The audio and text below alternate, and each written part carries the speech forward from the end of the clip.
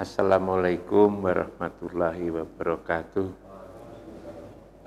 Alhamdulillahi rabbil alamin.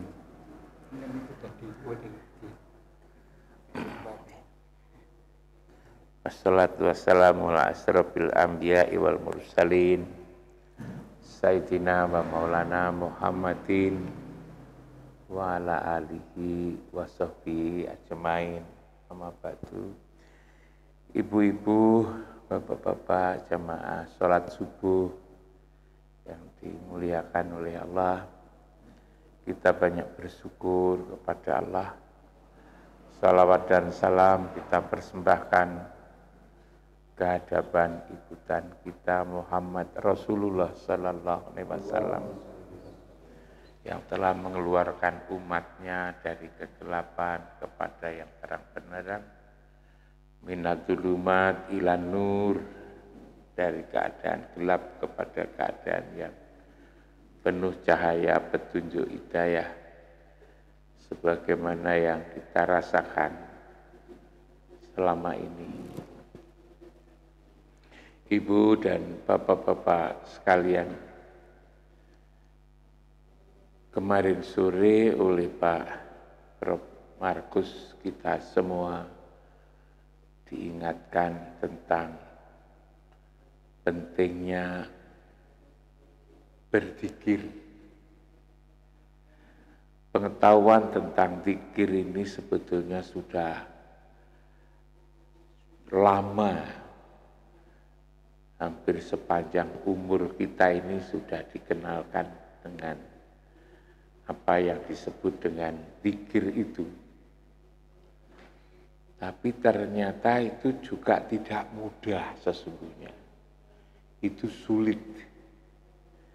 Karena itulah maka peringatan, tausiah, musyawarah ya, tentang agama termasuk tentang zikir ini memang selalu perlu kita ingatkan. Apalagi kalau kita rasakan bahwa kita sebagai manusia, sebagai orang itu suka lupa gitu.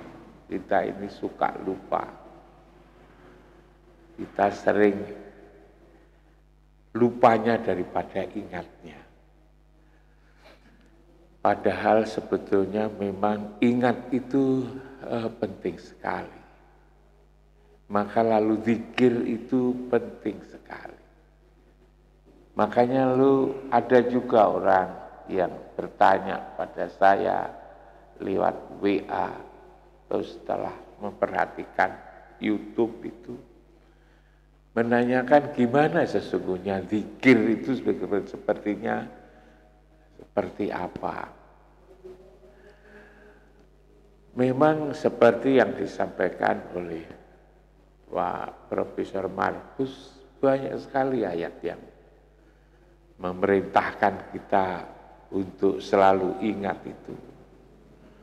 Bahkan untuk mensucikan hati, membersihkan hati, agar hati kita itu damai, sejuk, tidak lalu galau, gelisah itu. Dan juga apalagi terganggu, maka obatnya itu ya zikir itu. Qad aflaha man tazakka wa dzakara isma rabbih fasholla. Sungguh untung orang yang mensucikan dirinya. Lewat apa? Lewat ingat dan sholat. Ingat dan sholat itu. Seringkali orang berbantah karena memang sukanya orang itu berbantah.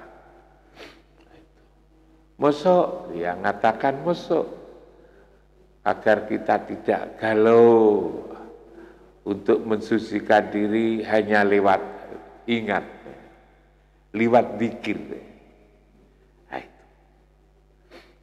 Padahal sebetulnya betapa pentingnya ingat itu, betapa pentingnya zikir itu.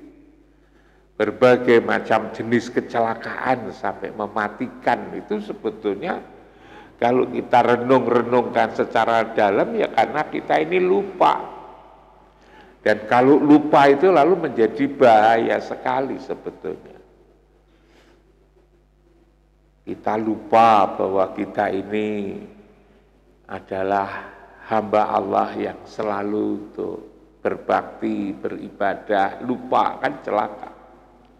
Kita ini lupa kalau menjadi istri, menjadi suami, lupa menjadi suami, lupa menjadi anak, lupa menjadi dosen, lupa menjadi mahasiswa, lupa yang lain inilah ya sesungguhnya lalu kita menjadikan celaka. Karena itu Quran mengingatkan qad aflaha man tazakka wa dzakara isma rabbih fasholla. Juga di surat Ali Imran itu di sana ada satu konsep, satu istilah yang begitu indah yang disebut dengan ulul albab. Ulul albab itu siapa? Ulul albab itu adalah alladzina yadhkurunallah, bahwa adalah orang-orang yang selalu ingat Allah. Kapan ingat Allah? Alladzina yadhkurunallah qiyaman wa qu'udan wa ala junubihim. Coba. Ingat Allah itu tatkala kamu sedang berdiri, ya, waku'u dan tatkala kamu duduk dan tatkala kamu berbaring. Ingat Allah itu tatkala kamu berdiri, kamu duduk, kamu berbaring.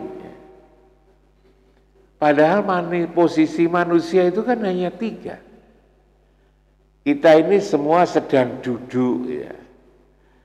Kalau tidak duduk kan berdiri. Dan kalau tidak duduk dan berdiri ya berbaring. Maka ketiga posisi ini kita disuruh untuk ingat Allah. Kita disuruh ingat Allah. Ketika kita itu berdiri, duduk dan berbaring. Karena itu kalau hanya sekedar kita membaca lalu kemudian ingat Allah seperti bacaan-bacaan yang dicontohkan oleh Prof. Markus, sebetulnya sebelum seberapa. Tatkala kita berdiri, duduk, berbaring itu kita suruh untuk ingat Allah. Hanya memang ibu dan bapak-bapak sekalian, pekerjaan kita ini itu memang kalau orang boleh memisahkannya, membedakan itu ada pekerjaan hati, ada pekerjaan mulut, ada pekerjaan tubuh anggota badan ini. Pekerjaan hati disebut kolbi, pekerjaan hati. Qauli itu pekerjaan mulut, fi'li pekerjaan anggota tubuh ini. Jadi pekerjaan hati, yang bekerja itu hati, kolbinya itu yang akan dilihat oleh Allah. Innallaha la yanzuru ila suwarikum walakin yanzuru ila qulubikum. Yang dilihat itu adalah hatinya sebetulnya. Innallaha la yanzuru ila suwarikum wa ajsamikum walakin yanzuru ila qulubikum. Hati itu yang dilihat itu. Ingat itu sebetulnya hati itu. Zikir itu sebetulnya hati. Tapi kalau itu tidak kita ikuti ucapan, biasanya lalu kemudian juga susah. Maka lalu kemudian kita mengucap.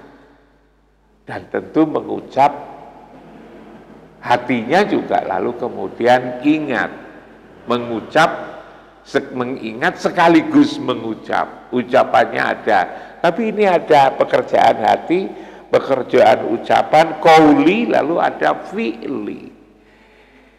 Ketiga-tiganya itu harus disatukan menjadi utuh gitu kan. Tidak lalu qauli, kita mengucap tapi hatinya lain, mengerjakan sesuai dengan ucapan, hatinya lain, hatinya berbeda dengan ucapannya, apalagi juga berbeda dengan tindakannya. Itu tidak benar. Sholat saja ibu dan bapak-bapak sekalian, kita sholat itu kan rukun sholat itu ada 13. Rukun sholat itu ada 13. Itu juga terdiri dari qalbi, qauli, fi'li. Ada yang pekerjaan hati, pekerjaan mulut ucapan, pekerjaan fi'li, perbuatan. Nah itu yang jumlahnya ada 13. Sholat itu rukun sholat, rukun sembahyang itu ada 13. Itu terdiri atas qalbi, qauli, fi'li, itu 13 itu. Nah ini kadang-kadang saya ini jadi heran, begitu sistematisnya itu apa agama kita ini. Kenapa 13? Karena di Quran itu kan itu, Quran itu dimulai dari Fatihah itu kan 7 ayat. Bismillahirrahmanirrahim, alhamdulillahirabbil alamin sampai waladhdallin itu 7 ayat itu. Nanti Quran itu terakhir itu surat An-Nas, qul a'udzu birabbin nas, malikin nas, ilahin nas. Itu 6 ya. 6 ditambah dengan 7 jumlahnya 13 ya. Sholatnya lalu kemudian rukun sholat 13 itu kalau dijumlahkan Fatihahnya itu 7, surat An-Nasnya itu apa 7 ditambah dengan 6. An-Nas itu 6 ayat, Fatihah itu 7, jadi 13. Saya yang lalu jadi heran lagi itu apa namanya, huruf hijaiyah. Ini lalu ke jauh-jauh, huruf hijaiyah, alif, ba, ta, sa, jim, ha, ko, dal, da, ro, za itu jumlahnya berapa? 28. 28. Itu juga dibagi secara sistematis. 28 itu kalau dibagi 7, angka 7 itu kan angka yang khusus spesial rupanya itu. Tawaf itu 7 kali. Sa'i itu 7 kali. Lempar jumroh itu juga 7. Banyak hal-hal yang 7 ini. 28 itu dibagi 7 kan ada 4 ya. Coba ibu dan bapak sekalian kalau menghitung Al-Fatihah ini, surat Al-Fatihah. Surat Al-Fatihah itu hanya menggunakan 3/4 huruf hijaiyah. 3/4 huruf hijaiyah. 3/4-nya itu berapa? 21. 7 itu kan 21. 3/4-nya ya 21 yang digunakan untuk menulis surat Al-Fatihah itu 21. Sisa 7 itu huruf-huruf yang tidak digunakan untuk menulis surat Al-Fatihah itu digunakan untuk menulis nama neraka yang pintunya 7 itu. Ya kan, coba dasar tuh. Jadi 38 huruf 28 diambil 21 itu dipakai untuk menulis surat Al-Fatihah. Surat Al-Fatihah itu hanya memerlukan 21 huruf. Mulai dari bismillah sampai waladhdallin itu memerlukan 27. Itu. Memerlukan 21. Tinggal 7. 7 tambah 21 kan 8. Kenapa 7 ini tidak digunakan? Karena 20. Yang 7 itu ternyata dipakai untuk menulis nama-nama neraka, coba. Kalau kita teliti ajaran Islam ini sesungguhnya luar biasa, mengagetkan. Kok iya ya, seperti ini. Nah, itu. Lalu kita bicara agama lagi. Amin, gitu ya. Amin. Kenapa semua agama di dunia ini kalau berdoa kok lalu selalu diakhiri dengan amin? Amin. Jadi semua jauh saya perhatikan agama Yahudi, agama Kristen, Katolik, itu Hindu, semua agama di dunia ini kalau berdoa itu selalu diakhiri dengan amin. Islam Bapak kan kalau doa kan amin, amin, amin. Amin itu apa sebetulnya? Kalau orang mau bertanya, orang lalu kemudian mengatakan mudah-mudahan Allah mengabulkan permohonan, permintaan kami. Loh, kalau itu diterjemahkan seperti itu kan bahasa Arab. Padahal agama itu kan bermacam-macam jenis bahasa. Ada bahasa Kapti, ada bahasa Suryani, ada bahasa Arab, ada bahasa yang lain, kok sama? Berarti amin itu belum tentu kalau yang sebagaimana kita maksudkan. Bisa jadi amin itu adalah nama. Nama siapa? Ini yang tidak pernah kita pelajari. Jangan-jangan memang semua umat manusia itu cari keselamatan. Dan pintu selamat itu sesungguhnya adalah amin itu, gitu loh. Tapi lalu amin itu siapa, gitu kan? Nah, kalau kita pelajari siapa Muhammad Rasulullah itu kan, yang juga dipasih gelar Al-Amin, gitu kan? Amin itu mestinya harus kita cari, sebab kita mencari amin. Nah, ini tadi kan kita bicara tentang sholat, bicara tentang zikir ya. Yang zikir itu adalah perbuatan hati. Yang sholat pun juga ada. Ada rukun kolbi, rukun ya disebut qauli, lalu fi'li. Yang jumlahnya 13. Kita tadi ingat akan jumlah itu tadi. Kolbi ada 2, ada niat dan tertib. Lalu kemudian ada qauli yang kita ucap, itu apa? Itu kan.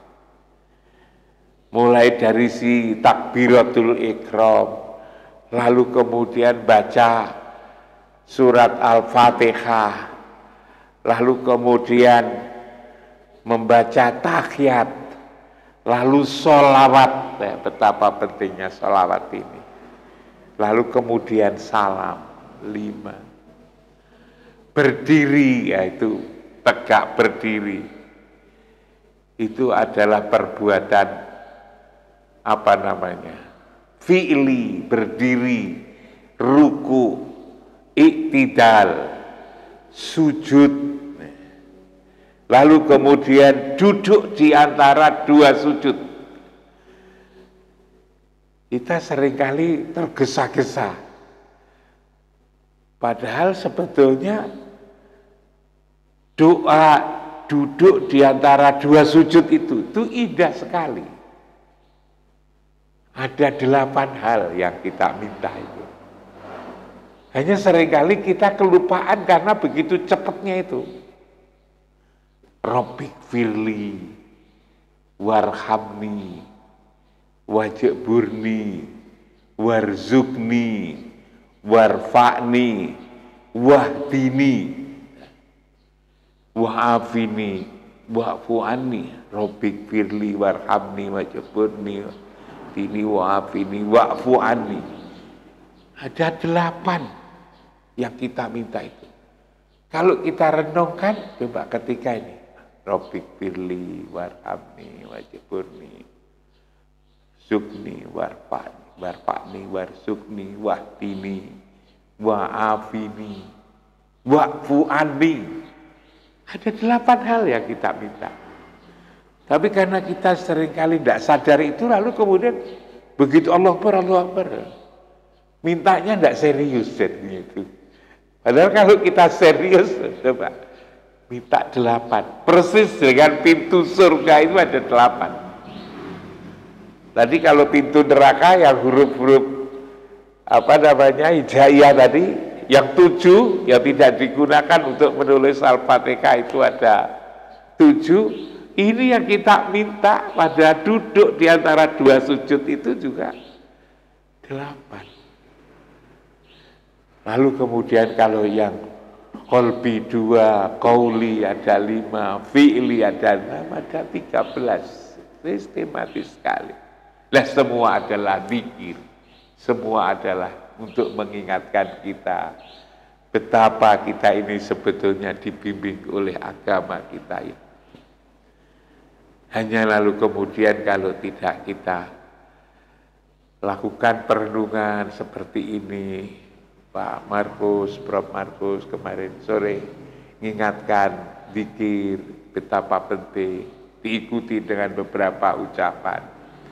Dan kalau zikir itu lalu kemudian mengingat itu perbuatan hati, maka ada saat-saat kita sertai dengan saat-saatnya kita sertai dengan ucapan, tapi tatkala kita dalam keadaan sehari-hari yang harus bekerja, harus mengajar dan seterusnya, kita mulai bismillah.